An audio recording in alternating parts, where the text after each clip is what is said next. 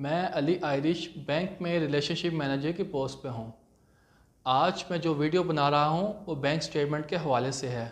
Bank statement कैसे बनाते हैं, ये क्यों ज़रूरी है और आगे जाके आपको इसका क्या फ़ायदा हो सकता है अगर आप किसी भी यूरोपीय ममालिक में जाते हैं स्टडी वीज़ा के लिए या विज़िट के लिए।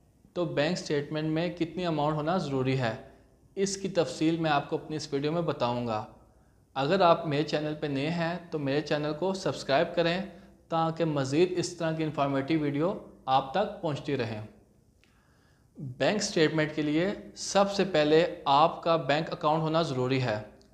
अगर आपका बैंक अकाउंट नहीं है तो आप नया अकाउंट ओपन करवाएं किसी भी बैंक में।